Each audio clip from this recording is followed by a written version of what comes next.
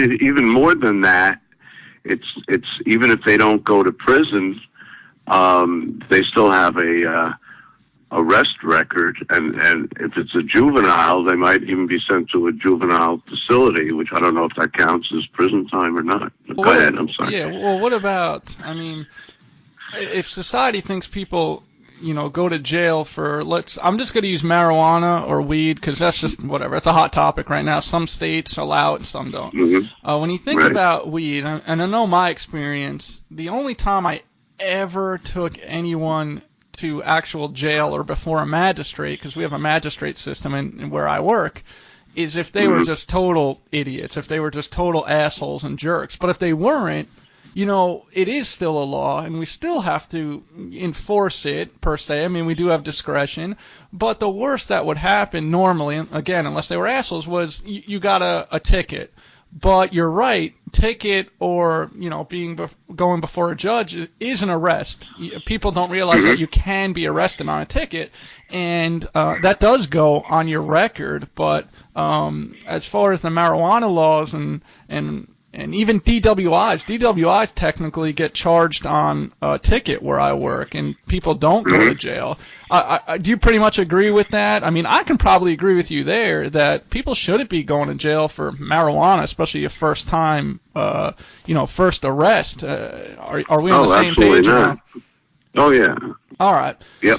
Okay, so now if we bring the race into it, that's the part that I think you and I disagree on. Well, we haven't talked about it much, but we touched on it. I'm going to throw a couple statistics out there that probably support what you're saying. So I want to be even though I'm a cop, a lot of people automatically portray, say, oh, that cop thinks that everyone should be in jail, that breaks the law, and it's just simply not true. Some of the facts that I have out there, and these may surprise you too, they really surprised me when I read them the other day.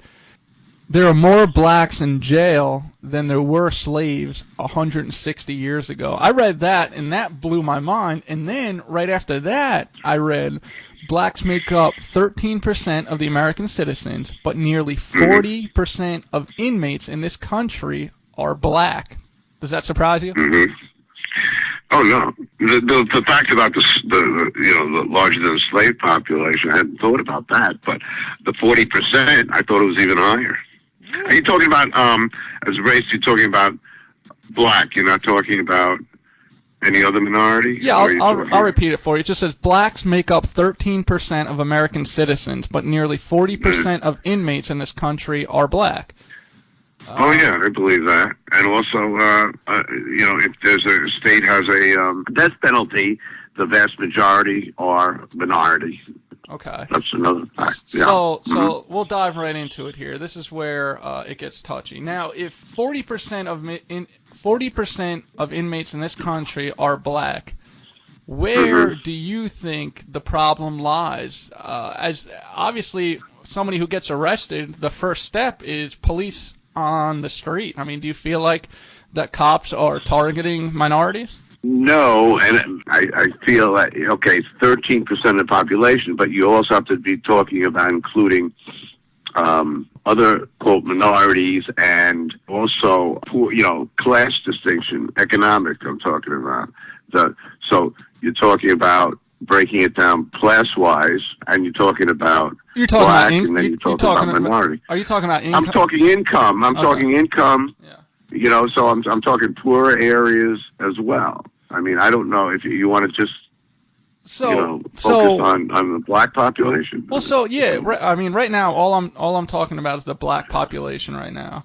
And and when we look at that, so the question, I'm sorry, the question was then, are the cops targeting the people and that's why they're going to jail? Is that I hear you correctly? To me, it says 40% of the inmates in this country are black, and the people that are putting them there are cops. So if you disagree with 40% of inmates, if you find that astounding and that shouldn't be, then basically you're saying that the cops are screwing up somewhere. And I'm not saying that to... Well, I'm not saying that. I'm saying it depends. First of all, it depends on the locality. It depends on the state. If you have the... in areas, what they call the quote, broken window policy, I think they call it. Yep.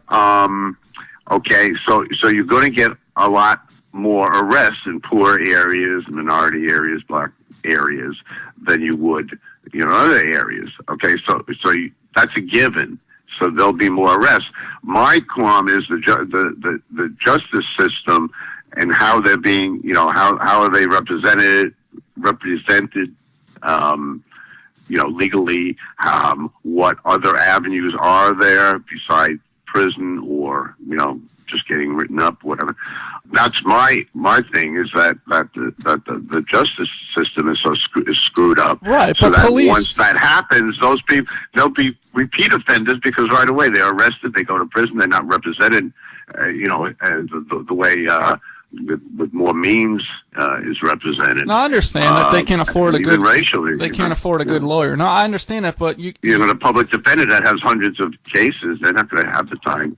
Right, but to represent somebody properly. You keep saying, the judicial system and the law system, but the police are the people that are putting them there. Whether they have good lawyers or attorneys or not, or can afford it, but the police are the ones putting them there. Now, 40%, that's a big number. So let's even, I don't know, let's even cut that in half. That's still 20%. That's still a pretty astounding. That's still a pretty astounding number. So obviously the police are putting them in the courts, and a lot of people, I don't know about you, but a lot of people are saying, well, if the number is that high, then the police, the normal street officer is the one putting them in those courts, and And that's just simply not true. You said it before. You said that, income and affect the person either being brought before a judge or being incarcerated. But the cops are the ones putting them there to begin with. And I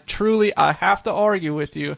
I don't think that most of the black men going to jail, I really don't think that they're going to jail because they can't afford good lawyers. And I look at it like that. 40%, that's a big number. That's not just attorneys. That's not just bad attorneys or public defenders. Well, I mean, look, you're gonna have more crime in so-called bad areas, crime-ridden areas. What is your take on Ferguson? We'll dive right into it. Do you think that the cop was in the right or wrong? From what I've read and seen, to me, there should not have been a criminal indictment because. Again, I'm not an expert, but I know the forensics were that there was gunpowder on inside the cruiser, so means that, and there was also I don't know if there was blood or not, but so you support the cop? No, but so because of the fact that the forensics show that there was a scuffle. That there was a debate about whether he was going back toward the officer. So you trying to do it again after he tried to take his gun. The totality of the circumstances. I don't think there was. Right? Plus, I'm not. That's why I don't think there should have been a criminal indictment. Plus, there was a. What you're saying is the totality of the circumstances, everything that went into that case. You think, with everything that you know, that the officer shouldn't have been indicted, right? That's pretty much what you're saying? That's correct. Okay. Yeah. Well, at least we agree there. You worked in a bad area for a long time. I worked in bad areas, sure. What's the craziest story? I worked in bad areas. Give me the craziest story you got. Give me the craziest story for the viewers. For the listeners, I mean. Give one of the. I don't want to do that, but no names or anything. But what's the craziest thing that you've seen? You don't have to use names. Well, no. I had an alternative school, and we had someone who committed a pretty vicious crime, but not at the time, not before he was attending school, but I guess it was during, and it was quite a grisly crime, and it was a murder took place, and I had gotten a call, I guess it was from the person, from the lawyer, that I was supposed to vouch, for his character, which I couldn't do, obviously. But then I was talking to a friend of mine, a neighbor of mine, and we were talking, and I was telling him some of the stories that have happened over the years in schools that I worked at. And I told him this one story, and he said, "You're kidding." He said, "That's my cousin." So, oh my God. So, yeah, so I said, well, it's the thing I didn't, I think there was one time, I wasn't there, but one of the places we had a school was somebody with a shotgun was holding, some of the students and the teacher hostage. I mean, listen, things were so bad in Manhattan in the 70s that I once parked on the Upper East Side. There was a parking meter for half an hour, and I had I had one of those Isuzu Troopers with the wheel on the back, spare, and I was parked there for 20 minutes. I came back, and the tire, had 4 bolts on it and all that. All of it was gone. The tire was gone. Brand new tire. Yeah, I remember that. But like a $200, $300 tire at the time. It was like a, all-season tire. And it was just gone. And nobody would call the cops. Nobody did anything. In the middle of Manhattan. That happened to my mom, too. In Manhattan. My mom used to take the subway, and then she came back one time, and her car was on 4 milk crates. All 4 tires were taken, and nobody. Sounds like New York. I remember that time that we went to the dump and we couldn't get the spare tire off when we needed it because you had locked it up so bad that we didn't have the key and we couldn't get it. Yeah. That's right. Yeah. That's right. I remember that too. I didn't have the combination. I think I had a call to get the combination from your brother. Yeah, that's right. Yeah. All because people kept taking it off the car. Right. Well, thank you for talking to us. We appreciate it, and hopefully you're very welcome. All right. You're back here with TJ Block, and I think that was a great phone call between my father and I.